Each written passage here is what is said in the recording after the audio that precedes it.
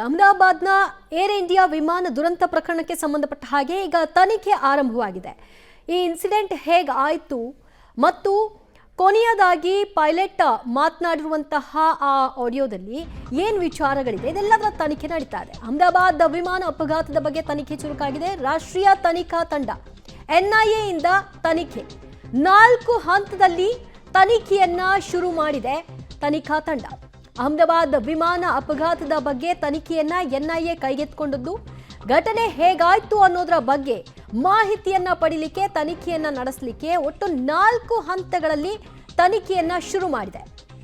ಈ 4 ಹಂತಗಳಲ್ಲಿ take off ಮುನ್ನ ಏನಾಯಿತು ಮತ್ತು ಟೇಕ್ ಆಫ್ಗೂ ಮೊದಲು ವಿಮಾನದ ಪರಿಶೀಲನೆಯನ್ನ ಮಾಡಿರಲಿಲ್ವಾ, ಮಾಡಿದ್ದು ಕೂಡ ಲೋಪವಾಗಿದೆಯಾ, ದೆಹಲಿಯಿಂದ ಅಹಮದಾಬಾದ್ಗೆ ಬರುವ ಹೊತ್ತಿನಲ್ಲಿ ಅಂತಹ ಯಾವ ಟೆಕ್ನಿಕಲ್ ಸಮಸ್ಯೆಯೂ ಕೂಡ ಕಾಣಿಸಿರಲಿಲ್ವಾ, ಟೆಕ್ನಿಕಲ್ ರೀಸನ್ ಅಂತ ಅಂದರೆ ಏನು, ಯಾವ ಟೆಕ್ನಿಕಲ್ ರೀಸನ್ ಆಗಿದೆ, ಎಂಜಿನಲ್ಲಿ ದೋಷ ಆಯ್ತಾ, ಎಂಜಿನಲ್ಲಿ ದೋಷ ಆಗಿದ್ರು 2 ಎಂಜಿನ್ ದೋಷ ಕಂಡಿತ್ತಾ, ಈ ರೀತಿಯ ತನಿಖೆಗಳು ನಡೀತಾ ಇದೆ. DGCAಯ ತನಿಖೆ ಹಂತ 1 CCTV ಮತ್ತು ಬ್ಲ್ಯಾಕ್ ಬಾಕ್ಸ್ ಡಾಟಾ ಹೊಂದಿಸಿ ಪರಿಶೀಲನೆಯನ್ನು ನಡೆಸುವುದು.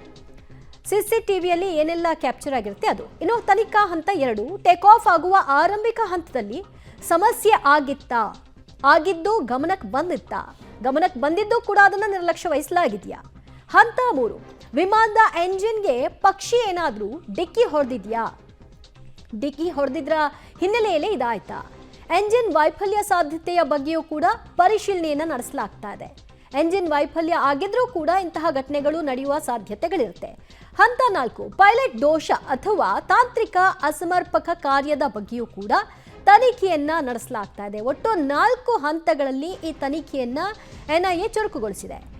ಈಗ ಈ 4 ಹಂತಗಳಲ್ಲೂ ಮೊದಲನೇದಾಗಿ CCTV ಫುಟೇಜ್, ಆ ಒಂದು ರನ್ವೇನಲ್ಲಿ ಕಲೆ ಹಾಕಿರ್ತಕ್ಕಂಥ CCTVಯ ಫುಟೇಜ್, ಅದರ ಆಧಾರದ ಮೇಲೆ ಎಷ್ಟೊತ್ತಿಗೆ ಮೂವ್ ಆಯಿತು, ಅದಕ್ಕೂ ಮುಂಚೆ ಎಷ್ಟೊತ್ತಿಗೆ ಸಮಸ್ಯೆ ಎದುರಾಯಿತು, ಅಥವಾ ಟೇಕ್ ಆಫ್ ಆದ ಎಷ್ಟು ಸೆಕೆಂಡ್ಗಳಲ್ಲಿ ಇದು ಸಮಸ್ಯೆಗೆ ಒಳಪಡ್ತು ಅಂತ. ಇನ್ನು ಎಂಜಿನ್ ವೈಫಲ್ಯ ಸಾಧ್ಯತೆಯನ್ನು ಕೂಡ ತಳ್ಳಿ ಹಾಕುವ ಹಾಗಿಲ್ಲ. ಎಂಜಿನ್ ವೈಫಲ್ಯದಿಂದ ಈ ದೋಷ ಆಗಿದೆಯಾ ಅಥವಾ ಪೈಲಟ್ನಿಂದಾಗಿ ಏನಾದರೂ ಸಮಸ್ಯೆ ಆಗಿತ್ತಾ, ಬ್ಲ್ಯಾಕ್ ಬಾಕ್ಸ್ ಲಭ್ಯವಾಗಬೇಕು. ಬ್ಲ್ಯಾಕ್ ಬಾಕ್ಸ್ನಲ್ಲಿ ಇದರ ಸಂಪೂರ್ಣ ವಿವರಗಳು ತನಿಖೆಗೆ ಪೂರಕವಾಗುತ್ತೆ.